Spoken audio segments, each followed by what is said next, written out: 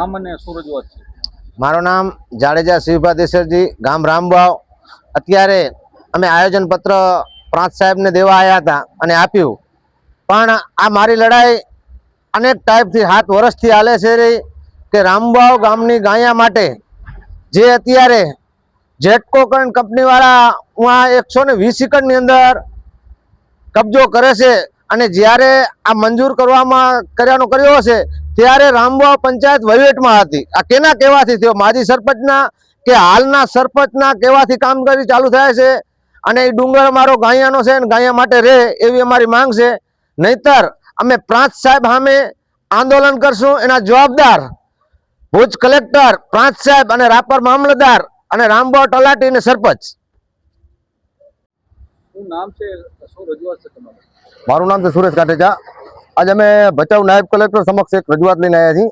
આવેદનપત્ર સ્વરૂપ રામવાવ ગામમાં 765 કેવીનું એક સબસ્ટેશન મંજૂર કરવામાં આવેલ છે, જે ખરેખર એક સરકારી જમીન છે અને ગાયો માટે ગામની ગાયો છે તે ત્યાં બેસી અને ચરવાળ કરે છે.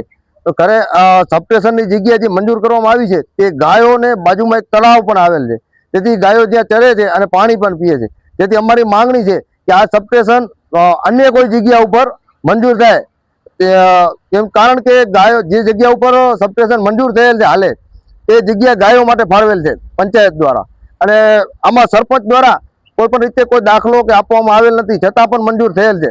ત્યારે ગામજનોની એવી માંગણી છે કે આ સબસ્ટેશન ગામથી કઈ દૂર જગ્યા ઉપર મંજૂર કરવામાં આવે અને જે મંજૂર થયેલ છે તે રદ કરવામાં આવે, અન્યથા ગામજનો દ્વારા આનો સખત ને સખત વિરોધ કરવામાં આવશે, તેમજ ઉગ્રથી ઉગ્ર આંદોલન પણ કરવામાં આવશે.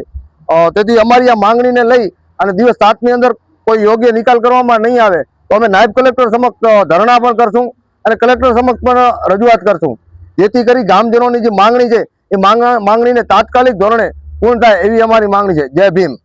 મારું નામ અરવિંદસિંહ જરુભા, સોઢા, રામવાવ, માજી ઉપસરપંચ, રામવાવ ગ્રામ પંચાયત. મારી રજૂઆત એ છે કે જેટકો કંપનીને જે જમીન ફાળવવામાં પંચાયતે આવી છે, જે સમજી લો કે 2 વર્ષ પહેલાં જે અમારે સરપંચ હતા, પછી વહીવટદાર તરીકે હતા, પણ જે તે અધિકારી હોય, વહીવટદાર, તલાટી હોય કે કોઈના કહેવાથી કરી હોય તલાટી સાહેબે, તો 122.50 એકર જમીન એ અમારા જે ગાયોને ચરવા માટેની જે જગ્યા હતી, બાજુમાં મોટો તળાવ છે, પણ ક્યારે આનો બંધ પાળા કરશે તો એ પડાવમાં ટીપું પણ પાણી નહીં આવે અને આનાથી ગાયોની બહુ મુશ્કેલી પડશે રમવામાં. આના પહેલાં અમારે શિવભાભાઈ બહુ મહેનત કરી, ગૌચર જમીન 600 એકર આજ દી સુધી પણ ખાલી નથી કરી, અને હવે આ થોડું ઘણું બચ્યું છે એ લોકો જેટકોવાળાને આપી દેવા માંગે છે.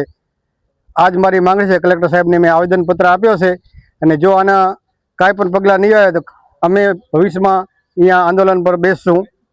એના જવાબદાર કલેક્ટરશ્રી ભુજ, નાયબ કલેક્ટરશ્રી ભચાઉ રહેશે. શું રજૂઆત છે? રબારી અરબામ બચુ, ગામ રામવાવ. શું રજૂઆત છે તમારી?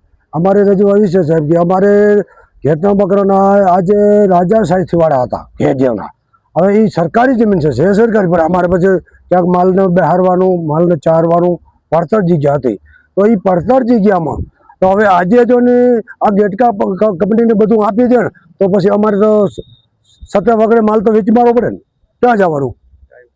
વસ્તીની રવિ મિલમાં, હા, તો વસ્તીની જે વારી છે એમાં માલ ચરે એ તો એનું ટેમ આવે તો ચરે ને.